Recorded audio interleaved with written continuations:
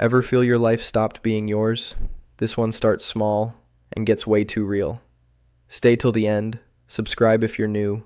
Hope you enjoy it. I was barely 5 steps into the strategy room when I felt it. That gut punch twist I'd come to recognize every time I walked into a meeting where Sabina already had the room's attention. The fluorescent lights buzzed. I still smelled the fake citrus from the rideshare I'd taken, and I was already late. Nomi Calderon didn't even fake a smile. She glanced at my guest badge, then turned toward the window that looked out on the company lot. Her voice was calm, almost curious. "Dorian, why are you arriving in a taxi again?" Half the senior team was there. Hal, Jonah, Lyle. Papers spread out, laptops open, eyes flicking between us. Nomi didn't stop. "Summit issued you a Volvo when you got promoted. I don't see it in your spot." Before I could open my mouth, Sabina cut in with that light laugh she used in meetings when she wanted to look relatable. "His car's with my sister right now," she said, like she was talking about a random salad spinner. The room went dead silent. Lyle blinked at me. Jonah raised his eyebrows. Hal stared at his tablet like it might save him. I felt heat crawl up my neck like someone had just handed out scorecards. Nomi didn't move. Her voice stayed steady. "I'm sorry. What did you say?" Sabina shrugged like this was nothing. "It's just family. Iris needed something reliable while job hunting. No big deal." I heard myself talk before I had a plan. I didn't agree to that. I said she could borrow it for a couple days. That was almost 5 weeks ago. Sabina turned her head toward me, slow and sharp. I knew that look, the one that meant I'd just said too much in front of the wrong people. Nomi stepped in.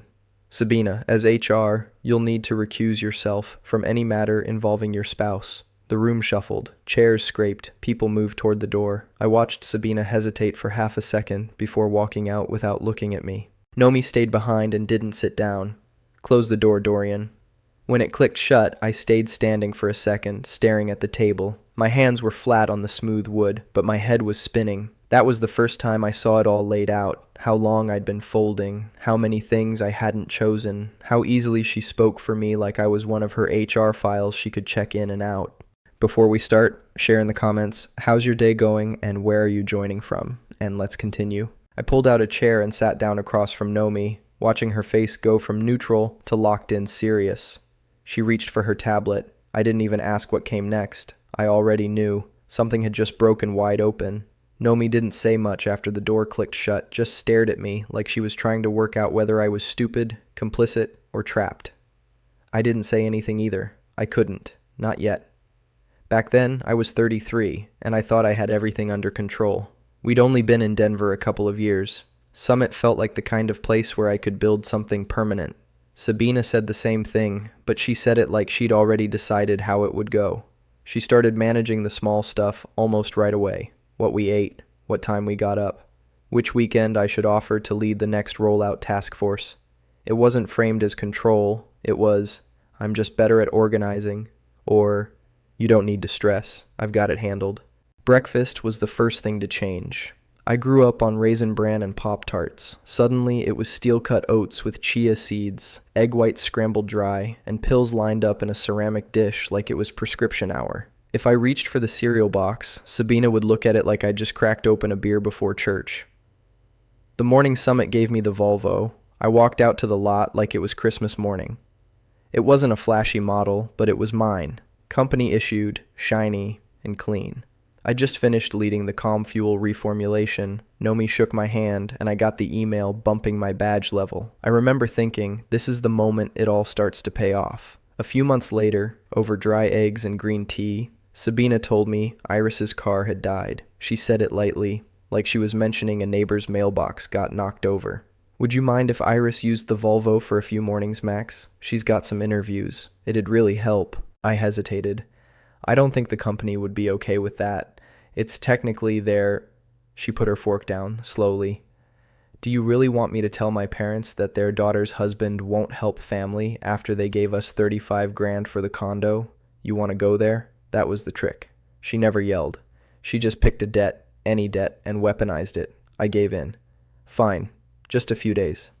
3 days turned into a week, then 2. Then she said Iris had client meetings and needed something reliable. By week 5, I was burning through my rideshare budget, standing outside in dress shoes, checking my phone while the Volvo sat in a driveway across town. I brought it up. Sabina didn't flinch. "You're being materialistic. Real men don't whine about their cars. Even your mom says it's not worth the drama." She knew how to make that hit. My mom, Linda, always had a way of smoothing things over by ignoring them. Sabina quoted her like scripture. At work, Lyle gave me a look after I stepped out of a dented Corolla. "Everything okay?" "Just using rideshare while the Volvo's in the shop," I lied. Jonah grinned. "VP of Lyft over here." I forced a laugh and kept walking. Around the same time, I found out about the store card Sabina opened in my name. She said it was for holiday gifts and wouldn't go over $500. It had passed 1,000 by the time I caught it. Then came the volunteer hours. Her aunt's wellness nonprofit needed help, and apparently I had offered to handle outreach. I spent 2 weekends sorting gluten-free snack boxes I didn't believe in. Week by week, she filled the calendar with baby showers, errands, cousin dinners, donation drives. Everything was a favor. Everything was expected. At some point, I looked up and realized I hadn't made a single decision that wasn't already on her list. One Monday morning, as I stood in line for coffee, Nomi walked in, gave me a quick nod, then glanced down at my badge. "You know," she said, "most people don't take taxis when they've got a company car." I swallowed hard, burned my tongue on that first sip, and told myself next time I'd say something.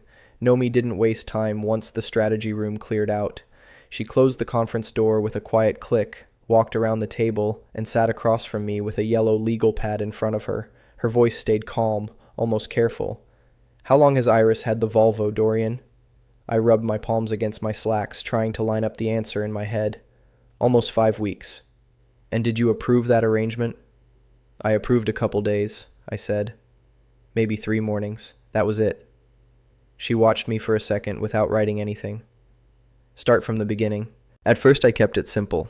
I talked about the ride shares, about how the car was supposed to come back after interviews. I tried to make it sound like a misunderstanding, but Nomi didn't interrupt, and the longer the silence stretched, the harder it got to pretend it was small. So I kept going. I told her about Sabina's parents covering the down payment for our condo and how that always came up when I pushed back about anything. I told her about the store credit card Sabina opened under my name for household expenses, which I only discovered after the balance crossed $1,000. I told her how every disagreement somehow turned into a speech about loyalty and supporting her family. Nomi wrote quietly while I talked. When I finished, she tapped the pen once against the pad and reached for the desk phone. "David, can you come by for a moment?" she said, "and loop in External Employment Counsel, Greta Lowe." She paused, then added, "Also notify Adrian Cho that we may have an HR conflict of interest." She hung up and looked back at me. "You should take the rest of the day," she said. "Write down everything you remember, dates if you can, messages, financial stuff, anything that might matter."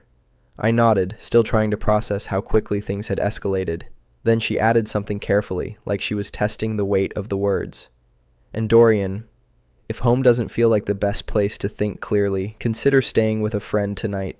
I didn't answer. I just stood up, thanked her, and walked out. An hour later, I sat at a small cafe on Colfax I hadn't visited in years because Sabina once called it pretentious. The place smelled like burnt espresso and cinnamon. I had a legal pad in front of me and a phone that wouldn't stop buzzing. Sabina called 3 times in 10 minutes. Then her mom, Meredith, started texting. "Call your wife immediately." "What exactly did you say in that meeting?" "We need to talk right now." I flipped the phone face down and stared at the blank page. Instead of calling Sabina, I called Keir Dalton. We'd been roommates in college before life scattered us across different states. Now he ran a craft bar near downtown. When he picked up, I said, "You got a minute?" "For you?" "Always," he said. I explained the Volvo, the meeting, the HR mess building under it. Keir didn't interrupt once. When I finished, he let out a slow breath. "Man, that's not marriage. That's management." I didn't argue. "You need a place to crash?" he asked. "I might." "My spare room's yours," he said. No debate. By late afternoon, I was back in a rideshare heading toward the condo. The driver had sports radio blasting, but I barely heard it. I kept telling myself Sabina and I would talk this through like adults. The second I walked through the front door, I knew that wasn't happening. Sabina stood in the kitchen pacing with her phone clutched in one hand. The moment she saw me, her expression snapped tight. "What exactly did you do today?" she demanded. "I answered a question," I said. Nomi asked where the Volvo was. You went behind my back to your boss over a family favor, she said, voice rising. It's a company car in my name, I replied, and you told the entire leadership team your sister had it. Sabina laughed like the whole thing bored her. You're being dramatic. Nobody cares how we handle little things. I shook my head slowly. I'm staying at Kyr's for a few days. She stepped closer until we were almost nose to nose. Her voice dropped low and sharp. You don't have the guts to leave me, Dorian. You've never made a big move without me. My hands trembled while I walked past her to the bedroom. I pulled 2 duffel bags from the closet and started filling them with clothes, then my passport, then my work laptop. At the bottom of the drawer, I found a folder of old pay stubs Sabina had never bothered to look at. From the hallway, she kept talking. You're willing to risk our whole life together over nothing. You'll come crawling back in a week. You always do. I zipped the bags, lifted them off the bed, and walked straight for the front door. I barely slept. My body was running on fumes, but the next morning, muscle memory kicked in, and I showed up at Summit early like always. Badge buzzed, doors opened, same hallways, same elevators. Only difference was David waiting for me in the lobby like I'd just been transferred to another department. Come with me, he said quietly. No clipboard, no jokes. He walked me to a small conference room on the 5th floor, nowhere near my lab, nowhere near HR. It was cold inside, smelled faintly of dry carpet and printer toner. Greta Lowe stood up when I walked in. She looked mid-40s, professional but not stiff, hair pulled back, blazer sharp. She handed me a paper cup of coffee and introduced herself as Summit's outside labor attorney. Thanks for being here, she said. On screen was a man in a button-down with tired eyes. Mark Ortega, he said, partner at Roscoe Legal. We handle internal compliance reviews. Greta didn't drag it out. We're not here to dig into your marriage. This is about whether company assets and internal processes have been misused. You're not in trouble, but you may be a witness.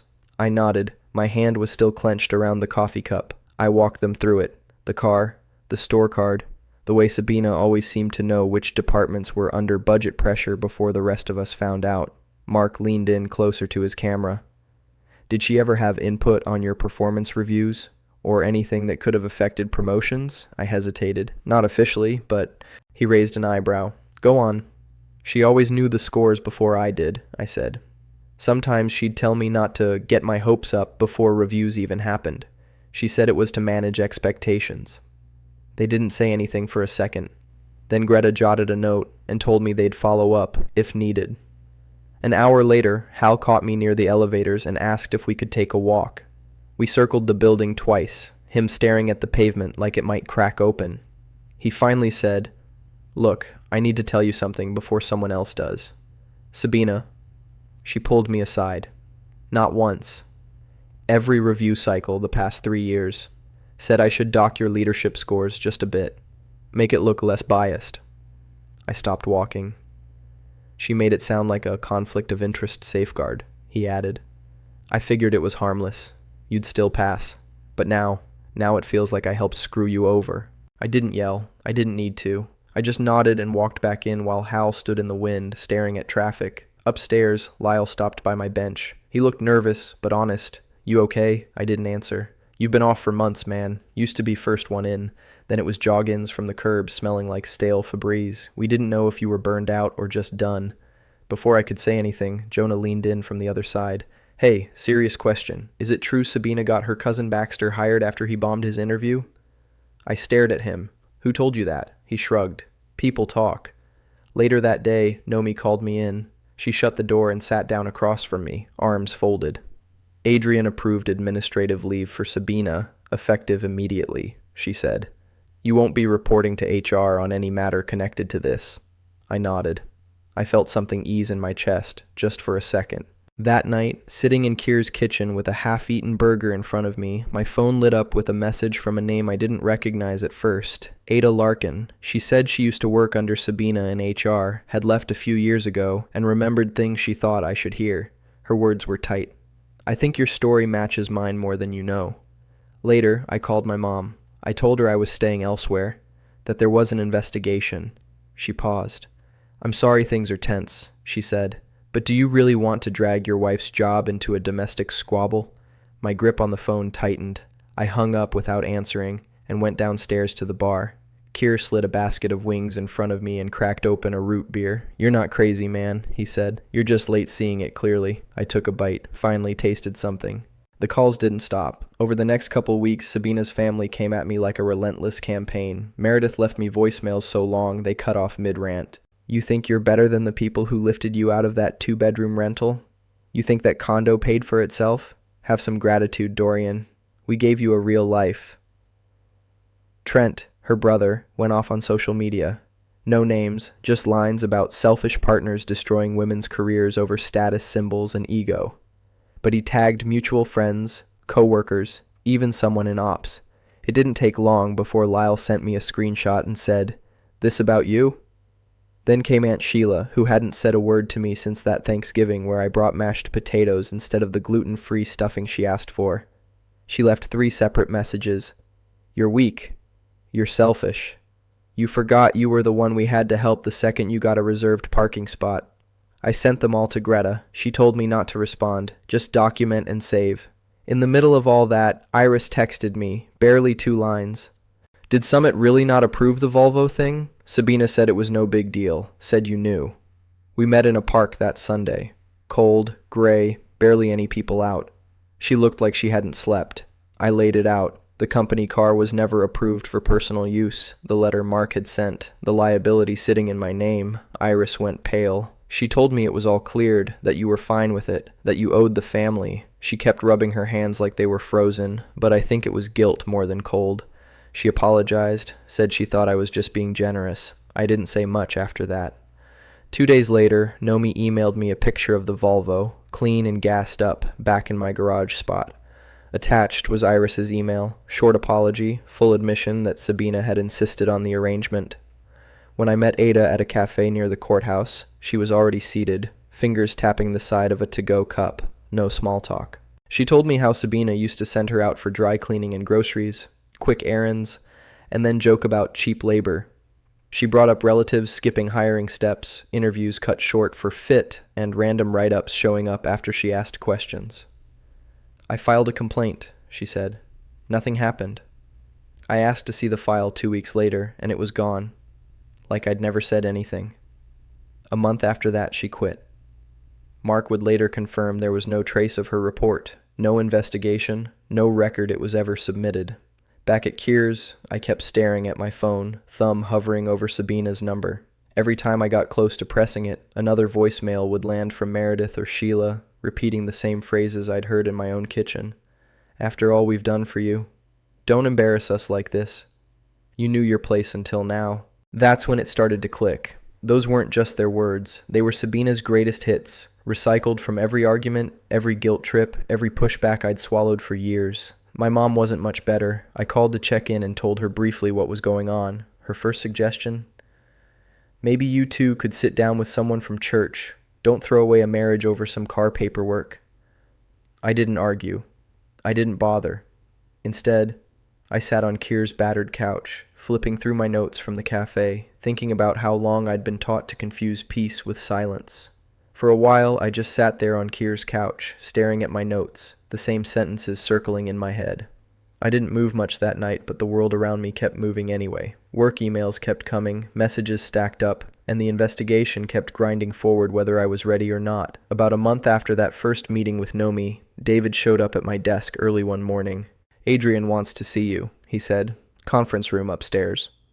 This wasn't the small neutral room from before. This one was bigger, glass walls, polished table, the kind of place they used for executive reviews. Adrian Cho sat at the far end with Nomi beside him. Greta was already there, and Mark Ortega appeared on a large screen with a stack of folders next to his keyboard. Those folders were thick enough to make my stomach drop. Mark started carefully. "We can't share every detail because of privacy regulations, but you should understand the scope of what we've uncovered." He flipped open the first folder. "Let's begin with the Volvo situation. Sabina approved the use of a company vehicle by a non-employee without documentation, liability acknowledgement, or authorization from management. That part didn't surprise me. It almost felt small compared to everything else." Then he opened another file. "Hiring practices," he said, specifically the operations candidate Baxter Crowell. Jonah had been right. One panelist marked, "Do not hire." Mark continued. That score was later altered. Handwritten correction. Sabina's handwriting. My jaw tightened. Mark kept going. 3 other relatives had similar adjustments. One of them hadn't even finished the interview exercise before the paperwork magically shifted in their favor. The folders kept opening. There were harassment complaints quietly labeled "resolved informally" when the accused happened to be Sabina's friends or longtime allies. In one case, the employee who filed the complaint quit 3 months later. No exit interview, no record explaining why. Then Mark moved to the sales department. Elliot Crane received promotion support after several glowing peer reviews appeared in the system, he said. When we interviewed Mr. Crane, he admitted Sabina assisted in revising earlier feedback. Assisted, Adrian repeated flatly. The word hung in the room. Finally, Mark pulled out a thin file and slid it toward the camera. My file, he said. Hal's evaluation sheets showed handwritten margin notes questioning my leadership potential. The handwriting was Sabina's. Then Mark read a short internal email Sabina had sent to one of her cousins. Dorian is useful leverage. If I play this right, it gives HR more influence over R&D. Something inside my chest went cold and steady. Not shock, just confirmation. Adrian leaned forward and folded his hands. Here is how this ends, he said. Sabina will be offered 2 options. She can resign with a minimal package and neutral reference, or she will be terminated for cause, and the findings will be documented formally. Nobody spoke for a few seconds. Then Adrian gathered his papers and left the room. Nomi stayed behind and motioned for me to sit again. I want to tell you something, she said quietly. She explained that when she was younger, working in a research institute overseas, she'd been with a man who controlled everything. Her paycheck, her visa paperwork, even which projects she could publish. And nobody stepped in, she said. They all knew something was wrong, but it was easier to pretend it was personal. She looked directly at me. I promised myself that if I ever had authority and saw that pattern again, I would act, even if it got complicated. Something in my chest loosened hearing that. For weeks I'd carried this feeling like I was the one destroying Sabina's career by speaking up. Now, it didn't feel that way anymore.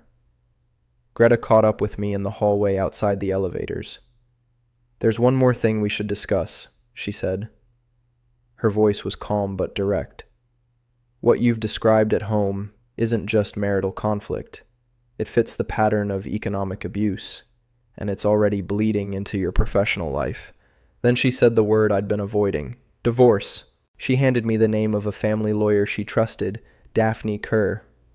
That night, Keir and I sat on the narrow balcony outside his apartment above the bar. The Denver skyline blinked in the distance while cold air pushed through the railing.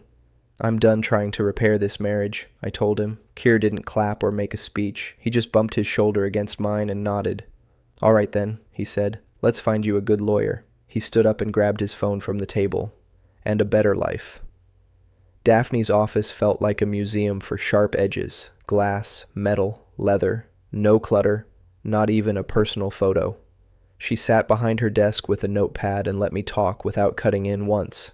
I laid out everything, the money, the store card, how Sabina rerouted my schedule, moved me around like a chess piece. Then I handed over the internal investigation notes and explained how much of it lined up with what happened inside our marriage. When I finally stopped talking, Daphne flipped her notepad shut and started explaining Colorado law like she was reading off a blueprint. She broke down marital assets, how dissipation works when one spouse costs the other financial opportunities, and how Sabina's interference with my reviews could support a compensation claim. You're not just untangling a marriage, she said. You're untangling power. Signing her retainer felt like writing a resignation letter to the version of myself that kept hoping Sabina would come around. Sabina hit back less than 48 hours later. Her lawyer, Leon Madsen, sent a 6-page letter accusing me of conspiring with Summit leadership to sabotage her career because I couldn't handle being out-earned. The Volvo situation. He called it a minor misunderstanding, intentionally blown out of proportion. Daphne didn't blink. Let him posture. We stay on the facts. Discovery turned into a second job. Leon's team wanted everything. Joint finances, my personal accounts, every email, every chat thread, even the first drafts of texts I never sent. They subpoenaed the therapist I'd just started seeing at Kier's insistence. Daphne fired back fast. You don't get to use his mental health as a weapon, she said. Absolutely not. Then Iris called. She sounded panicked. Leon's paralegal sent me something, she said. They want me to say you gave me the car freely. They wrote it all out, like I just have to sign. She didn't. Instead, she sat down with Mark and later with Daphne. Her statement laid out everything Sabina had told her. How I owed the family, how I'd get over it, and the worst part, word for word, Dorian's easy, he always caves. My stomach turned hearing that, but I didn't argue. It was true. I used to cave. Used to. My mom didn't take sides. She just repeated the line she always used when she didn't want to be uncomfortable. I'm not getting involved. This isn't my fight.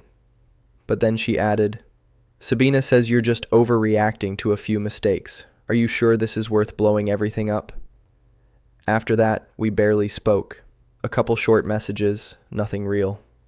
Ada came back in with her own timeline. We sat across from each other in Daphne's boardroom for over an hour, comparing dates and notes. Her write-ups, my reviews, the pattern of sudden drops in evaluation scores right after minor personal conflicts. It was like a map finally being drawn out on paper, one Sabina had been using for years without anyone else seeing it, and still, through all of it, I had to show up at Summit. Hal quietly shifted meetings to make room for depositions. Lyle started sending me emails with bullet point summaries so I could keep up on the back end. Jonah kept it light. I'm saving the lawyer jokes, he said. Once this is over, I want to see if you actually laugh. Late at night, I lay awake on Kier's futon, reading and rereading Leon's letters. They dripped with the same poison Sabina used, just polished through legal grammar. Part of me kept wondering how it would all land. Would the judge see me as a guy finally standing up? Or would they swallow Sabina's version, the insecure husband who couldn't handle a powerful wife? I didn't know yet, but I wasn't backing down. The morning of the hearing, I sat beside Daphne at a heavy wooden table, trying to breathe through my shirt collar. The thrift store suit jacket I'd picked up the night before pinched at the shoulders every time I shifted. I must have looked like I was going to pass out, but Daphne didn't comment. She just opened her folder and nodded once. Sabina walked in behind Leon like they were headed to a corporate summit, not a courtroom. Her hair was pulled into that same slicked back bun she wore when she wanted to command a room. For half a second, seeing her that way again, it messed with my head. Then I remembered the folder full of performance reviews she'd sabotaged, and it passed. Leon started strong. He called me resentful, claimed I was threatened by my wife's professional rise, and had weaponized internal politics to punish her. He said the Volvo situation was temporary vehicle sharing, and I'd turned it into a crusade. Daphne didn't blink. When it was her turn, she leaned into the mic and didn't raise her voice once. This is a case about patterns, she said. Control of finances, interference with earnings, professional manipulation hidden behind marital dynamics, and most of all, the misuse of corporate power to isolate and undermine. Then she passed a thick folder to the judge. The investigation began before my client ever filed for divorce. Ada testified first. Her hands shook, but her voice held steady after the first few questions. She walked through errands Sabina sent her on, grocery runs, dry cleaning, and then explained how the write-ups began when she questioned why 3 of Sabina's cousins landed jobs without completing their onboarding interviews. She laughed when I pushed back, Ada said. Told me to relax and not make it personal. She had emails, old meeting invites, and a scanned copy of the complaint that vanished from Summit's system. Daphne asked her why she kept a copy. Because I didn't trust that it would stay in the file, she said. And I was right. Next came Iris. She barely looked up. Her voice was so quiet the judge had to ask her to speak up twice. Sabina told me Dorian owed the family, she said. She said the Volvo was his to lend and that he'd get over it. Then she added, still not lifting her eyes. She called him easy, said he always caves. Lyle and Hal followed. Hal looked like he'd aged 10 years. He admitted Sabina had approached him outside the review cycle, nudging him to adjust my scores. Lyle confirmed that the version of me struggling at work didn't match what he saw every day. She framed him as unstable, Lyle said. But I never saw that. What I did see was a man showing up late, looking like he hadn't slept, and pretending everything was fine. Then it was my turn. Daphne kept it focused. The store card opened without my knowledge. The missed raises from tanked reviews, the joint condo debt she controlled but left me responsible for, and the way any boundary I tried to draw turned into an accusation about my masculinity or loyalty. Leon came at me hard, asked if I was just embarrassed that a small-town kid needed help from his wife's family to succeed. I kept my voice steady. I wasn't embarrassed. I was manipulated. I trusted someone who used that help as leverage for years. Judge Laurel Stein took a recess. When she came back, she had a stack of papers in her hand and no expression on her face. She looked straight at Sabina. "This is not a disagreement about finances," she said. "This is a long-term pattern of economic and emotional abuse, amplified by professional misconduct inside the workplace." She ruled that I'd keep the condo. Sabina was assigned the joint debt she opened under my name. I was awarded a lump sum for missed promotion opportunities. No spousal support would be granted to her. It didn't undo everything. But hearing the words out loud, written down, and stamped into record, it was the first time in years I felt like I wasn't imagining it. Adrian's office looked the same as always. Clean desk, old Summit poster in a plastic frame. But something about the way he smiled that morning told me this wasn't just a formality. Nomi sat next to him, not saying much, but her posture was more relaxed than usual. "We'd like to offer you the VP role," Adrian said. "Product innovation, full bump, stock, and your own team." I nodded slowly. It didn't feel like a win, not exactly, but something in me settled. He kept talking, but what stuck was when he added, "We want leaders who know what it's like to be on the wrong end of power." After the paperwork cleared, I walked down to the underground garage. There was a new plate above my old spot. VP Product Innovation, D. Merritt. The Volvo slid in like it belonged there. No missing key. No side trip across town. Just my car and my space. With Nomi's help, I started working with Greta and Mark on a full overhaul of Summit's internal reporting systems. We stripped out half the red tape HR had buried things under and created a direct, secure path for people to raise flags, even anonymously. We also rewrote the conflict of interest policy from scratch, naming examples Sabina would have skated past before. 6 months in, I got a call from a competitor in Chicago. Higher salary, big signing bonus, and relocation assistance if I wanted it. For a week, I kept the offer in my inbox, unread but impossible to ignore. One night I sat in Nomi's office after hours, looking at the numbers again. "You ever think about taking a job just to get away from a place?" I asked. She looked at me for a second, then said, "Yeah, I almost did. Years ago, a professor who'd messed with my research got promoted. I got an offer in Montreal, and I wanted to bolt. What stopped you?" She shrugged. I didn't want him to own the story. If I left, it'd be his legacy, not mine. That hit hard. I turned down the offer the next day, on one condition. Adrian had to back a new ethics and culture task force. I wanted a seat at the table shaping what leadership looked like.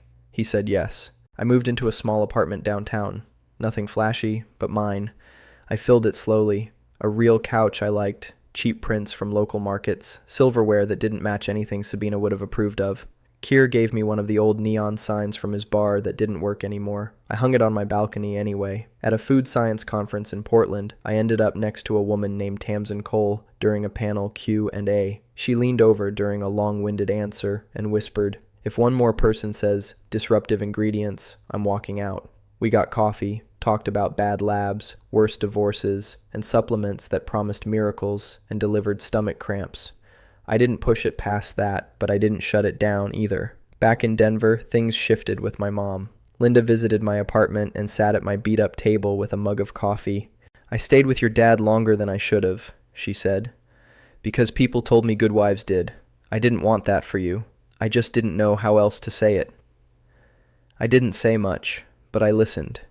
Even with the new title and salary, the biggest shift wasn't work. It was internal. I stopped apologizing for having opinions, stopped asking permission to rest, stopped feeling like every boundary needed a detailed explanation. The word no finally stood on its own, and it held.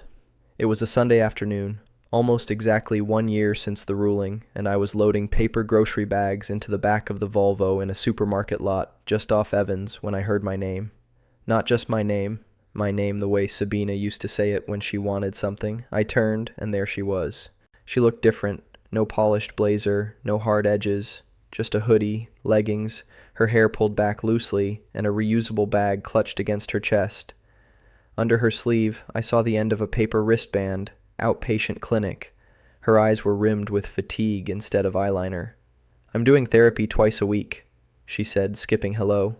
HR stuff dried up fast after Summit's report got around. Even my fallback interviews. They ghost after the background check. She shifted the bag in her arms. "Iris barely talks to me. Said I used her like staff.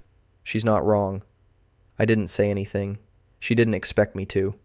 "My counselor keeps using the phrase control issues," she added. I used to hate it. Now I'm starting to think she's not wrong either. She glanced at the Volvo and gave a dry, humorless laugh. "Still can't believe that little car is what set all of this in motion." I shut the trunk gently. It wasn't about the car. It was about who thought they had the right to hand my life around like a house key. She nodded, eyes down. I didn't offer forgiveness. I didn't tell her we'd both grown. I didn't give her closure in a bow. I just said, "I hope therapy helps. I'm done being someone you manage, even in memory." I got in the driver's seat and pulled away without looking back. Driving through downtown, the Volvo didn't feel like a symbol anymore. It was just a car, a tool that moved me forward. Nothing more, nothing less. That night, Tamsin came over with Thai takeout and a couple of documentaries. When I mentioned running into Sabina, she didn't shift the conversation, didn't turn it into advice or analysis. She just asked, "You okay?" Later I stepped out onto the balcony. The neon sign Kier gave me still flickered in and out over the sidewalk. I looked down at the bar corner where I used to wait for ride shares, back when I was too embarrassed to admit I couldn't even get my own car back from my wife. Now, every morning when I slide into that garage spot, VP Product Innovation, Demerit, and see the Volvo sitting there, it's not about the title or the badge. It's about the fact that my boundaries, my space, and my name aren't borrowed favors. They're standard equipment. What would you have done if you were in Dorian's place? Would you have walked away sooner or stayed to fight it through? Here's something I want you to really think about as we finish this. How many times have you stayed quiet instead of drawing a line in your own life? If you have hype, please tap it to support this video and help it reach more people. Make sure you subscribe and hit like because it is really important for us, and just one click for you, and leave a comment below, even just good story or your own situation, so I know how this hit you.